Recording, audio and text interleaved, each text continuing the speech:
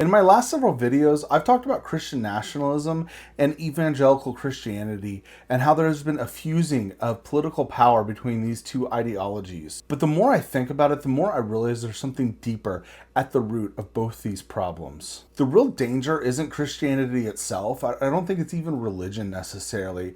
It's not politics. I think it's dogma. Because dogma doesn't just live in churches, it shows up wherever people stop questioning what they believe. This is the Silent Republic.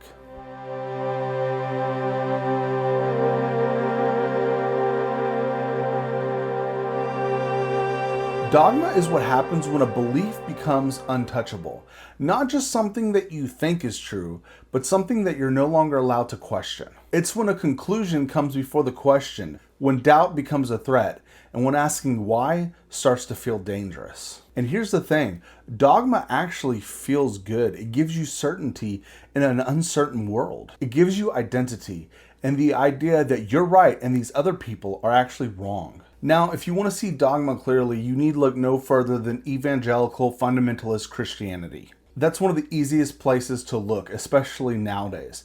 Now, I'm not saying this is Christianity as a whole or every single Christian, but this specific branch of Christianity, certainly. This fundamentalist version where they believe that the Bible is literal and should dictate the way that you live your life, where the Bible is inerrant and unquestionable and beyond interpretation. And the dogma here is that all the beliefs are predetermined. The answer has already been prepared before the words have even been asked. And within fundamentalism, questioning that belief is framed as like a sort of weakness, a lack of faith, or worse yet, rebellion. Right, within fundamentalism, you're not allowed to ask the obvious questions. You're not allowed to question the contradictions that are obvious within the Bible, right? Because when you do, you just don't have enough faith, right? Or God works in mysterious ways, or one of these other sort of bullshit answers is what you get. Or you're being influenced by the devil and you have a wicked heart, as I was told as a child. Within dogmatic belief systems, outsiders are rejected before they're even heard out. And within my specific context, this looked a lot like scientists, right? This is very conspiratorial thinking. Within their interpretation of the Bible, they believe in a literal 7-day creation week. They believe in a 6,000-year-old earth. That's the way I was raised. And when the science said something differently, you can't question the word of God. And so what that looks like is the scientists are part of a secret cabal that is anti-God and anti-Jesus, and they want to make the world atheists. And so that's what's going on, right? This is like insane conspiratorial thinking because it's not about facts. And it's not about genuine questioning or trying to seek the truth. It's about these predetermined answers that cannot be questioned. That is dogmatic thinking. Reality will always be manipulated to suit the belief that they already hold. So at the point, it's not really a search for truth. It's just the defense of a conclusion that has already been reached. And when that mindset merges with politics, you get something like Christian nationalism, right? Where policies become something that cannot be questioned or debated. But I don't want to stop there because I don't think dogma is a Christian problem. It's a problem in Christianity, but I don't think it's a problem for Christians alone.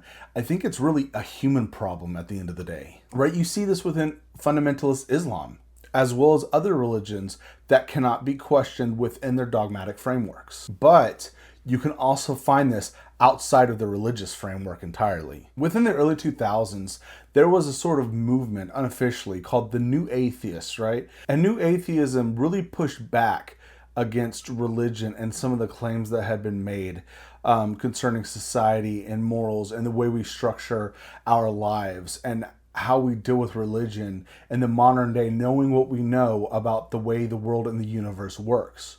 And I'm not saying that that's a bad thing. I don't think that New Atheism was a net negative on society, but there is room for critique. Because over time, part of that movement became dogmatic in its own way.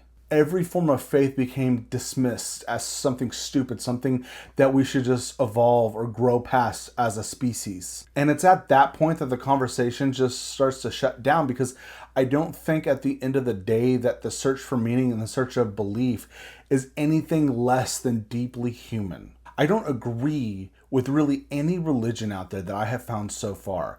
But I think the search for meaning itself, which I think is really a lot of what we're doing with religion, is one of the most fundamentally human things we can possibly do. And so when the new atheists, which were rightfully against a lot of religion and a lot of the atrocities and a lot of the things that and the harm that religion has done to our society, rightfully so, they're against these things, but they throw out the proverbial baby with the bathwater, and it left people without a scaffold, to hang on to, without a structure. Dogmatic religion is a problem to this day, and it has hurt countless people over the millennia and has led to death and destruction. But we can't forget what religion has also brought us, and that's community and togetherness and like a shared myth and shared story. And these are structures that a society needs. And so when the conversation really does break down, where there's just a declaration that all faith is stupid or that we should move past it, I think that we lose something in the conversation, and that starts to become dogmatic on the secular, humanist, atheist side of things. Really, that's just dogma in a different uniform. Whether we're talking about religious dogma or societal dogmas or political dogma, the true danger, really, at the end of the day, is what it does to your mind.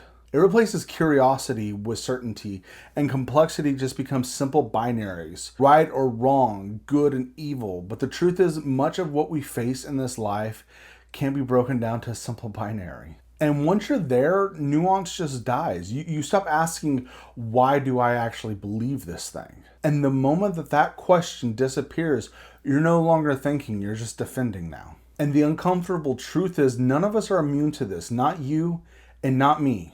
The line between conviction and dogma is actually thinner than we think. The difference really only is whether we're willing to turn our own beliefs around and interrogate them. So I'm not anti-religion or anti-faith or anti-skepticism or anti-politics, right?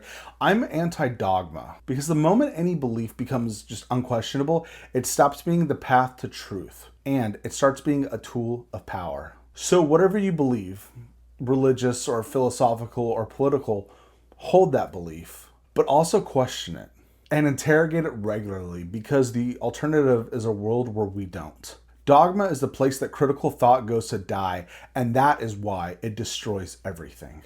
This is the silent republic, where we interrogate power, challenge the systems that uphold it, and stand in solidarity with all people.